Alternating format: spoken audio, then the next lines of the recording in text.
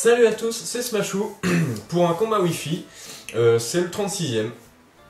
Donc, contre un joueur de jeuxvideo.com, son pseudo doit être quelque chose comme, je crois que c'est Nsamus, un truc comme ça, ou Samus. Bref, son pseudo dans le jeu est Yvonne. Bon, voilà, j'ai décidé de créer un petit topic pour avoir un match et ce joueur a répondu à ma demande, donc c'est cool. Donc les teams, donc moi j'ai repris ma team qui est en test, donc avec Motisma forme normale, Aquali, Grand Bol, Grotanmorve, Libégon et enfin Xatu. Pendant que lui avait une team vraiment très effrayante. Quand j'ai vu son équipe, honnêtement, je me suis dit que j'allais me faire un peu défoncer. Une team clairement orientée OU, ils sont tous OU quoi. Et quand même des classiques. Le QRM par contre je connais pas. Je sais que c'est un type dragon glace, j'en sais pas plus. Bon, Flambuzard on connaît. Raikou c'est aussi très fort, c'est rapide, ça tape fort sur le spécial. On a un Misdibule donc, que je connais puisque je m'en suis fait un. D'ailleurs j'aurai probablement une vidéo à proposer avec. On a ensuite un Ectoplasma et en dernier un Terrakium il me semble. Je connais pas non plus beaucoup, je sais que bon ça pose des pièges de rock et ça bourrine quoi. C'est parti, on lance le match sans plus attendre. Donc le match est assez expéditif parce que contre une team très OU comme ça, bah en fait c'est des teams vraiment très bourrines et vraiment orientées offensives à l'image du metagame actuel. Donc ah oui, je vais pas préciser, j'ai pris mon café. Alors je décide de commencer avec Duracell comme d'hab, il commence avec son Terrakium Hutch. Je décide de tenter le coup et d'envoyer Xatu pour voir si lui va faire des pièges de rock ou éventuellement, je sais pas. Donc il fait bien des pièges de rock, donc je suis content puisque je renvoie la capacité à l'envoyeur, j'ai des pièges de rock de mon côté. Ensuite j'ai tenté une protection, sauf que le Terrakium m'a complètement défoncé mon Xatu avec une lame de rock. C'est dommage, j'aurais bien aimé avoir une protection contre son équipe, mais c'est pas bien grave. J'envoie mon Duracell, je décide de bourriner, je lance un tonnerre qui ne suffit pas à le tuer, il lance une lame de rock. Mon Duracell survit à 3 PV et je termine son Terrakium avec un tonnerre. Donc pas de piège de rock pour lui, des pièges de rock sur son équipe, donc c'est cool. Il switch, il envoie son Starsky, le Raikou, donc qui prend un peu sur les pièges de rock, qui exerce sa pression. Je décide de switcher parce que mon Duracell, même s'il a 3 PV, est scarf et on peut encore servir à tuer notamment le Ectoplasma. Je décide d'envoyer mon Morvenet, donc une balle ombre, qui baisse ma défense spéciale, donc ça c'est très chiant, je voulais aussi garder mon Morvenet pour la fin.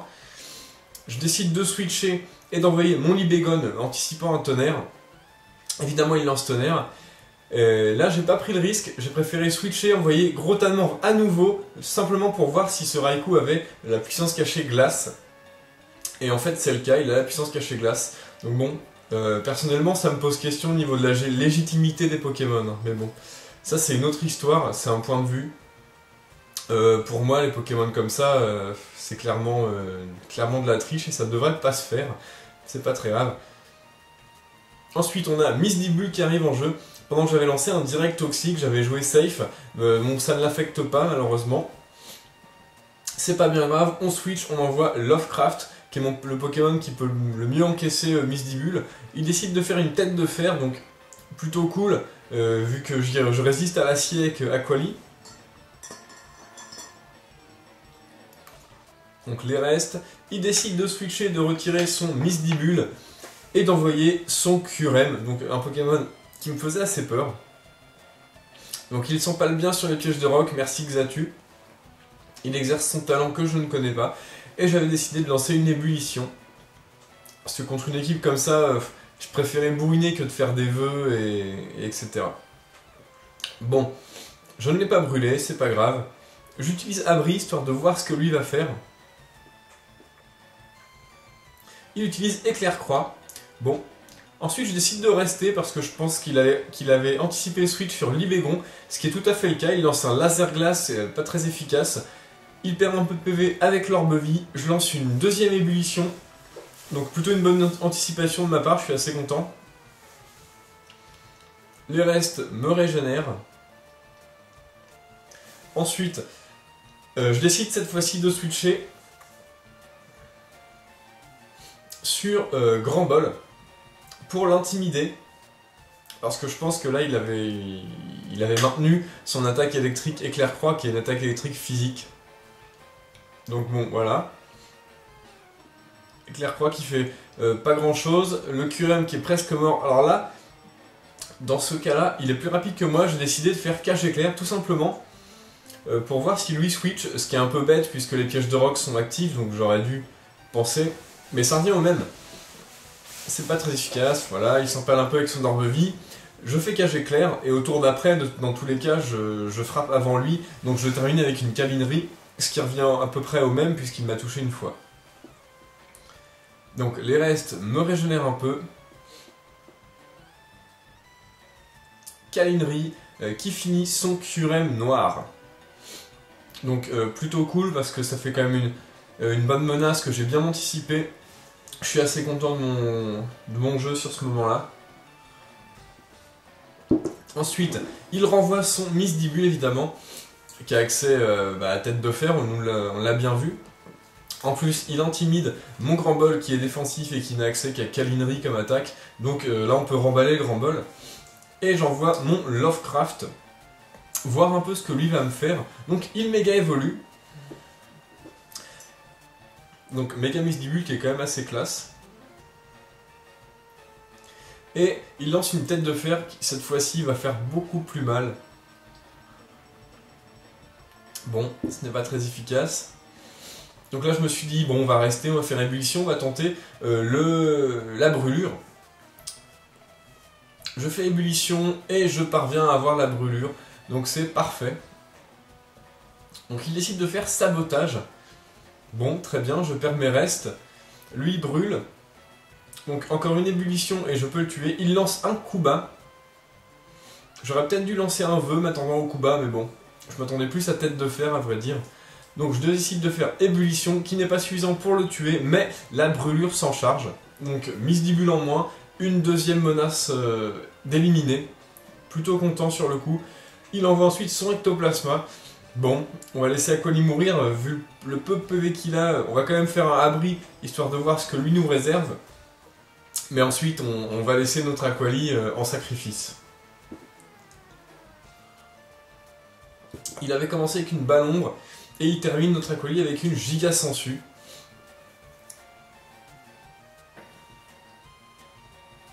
Bon, giga sangsue, d'accord. J'envoie mon Duracell Plus qui est Scarf et qui peut facilement tuer Ectoplasma. Il décide de switcher, d'envoyer son Starsky, le Raikou, pendant que j'avais lancé évidemment une balle ombre qui aurait été super efficace sur Ectoplasma.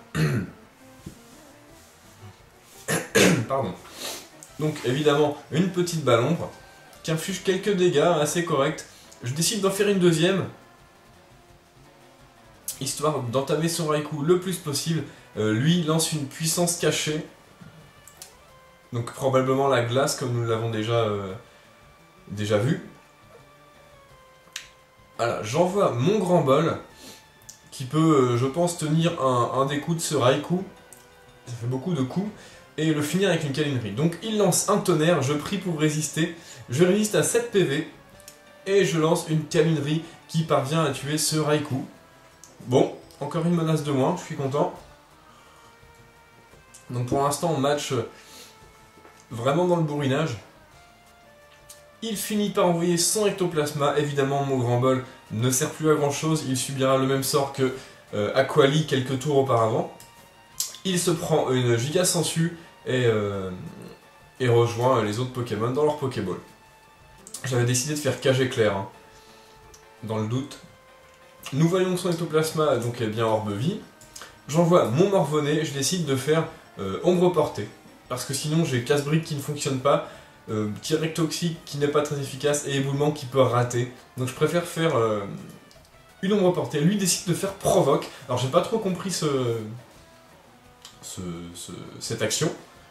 Mais bon, ça me permet de tuer son ectoplasma sans dommage sur Gros Tanmorv, qui aurait de toute façon résisté, je pense, vu qu'il est veste de combat. Il envoie son Falcon Punch, qui est son flambusard. Et c'est son flambusard qui va faire très mal en tuant mon Gros Tanmorv avec un rapace, donc Choice Band, comme le dresseur m'a dit après le match. Bon, il se met quand même beaucoup. J'envoie mon Libégon. Honnêtement, je pensais tenir un rapace, mais il s'avère que Flambusard est quand même très puissant avec le banc de choix. Même s'il a même pas 300 d'attaque, ça suffit à faire très mal. Rapace, c'est quand même 140 stabés. Enfin, 120 stabés, je crois. Ça fait très mal. Il tue mon Libégon et se tue par la même occasion. Ivan a gagné, donc c'est un 0-0. Donc voilà, un match plutôt cool. J'ai bien aimé. Après, c'est vrai que c'était très expéditif, très bourrin. Mais bon, j'ai quand même aimé, et puis je pense que mes Pokémon se sont bien défendus. Voilà, même si Xatu aurait pu se servir peut-être un peu plus, il a au moins servi au piège de Rox, qui m'a pas mal servi aussi. Notamment, le Flambusard ne serait pas mort si je les avais pas eu. Voilà, le Motisma m'a bien servi, Aquali pareil. Je suis content de toute ma team, sauf peut-être Libégon qui a pas beaucoup servi, parce que, évidemment, rapace prioritaire, on peut pas y faire grand chose. Voilà. Après, bah voilà, c'est tout. Donc GG à toi. Si tu vois cette vidéo, j'espère qu'elle te plaira. Et pour ce qui est des autres, bah, jouez les Pokémon que vous aimez et amusez-vous bien. Salut à tous!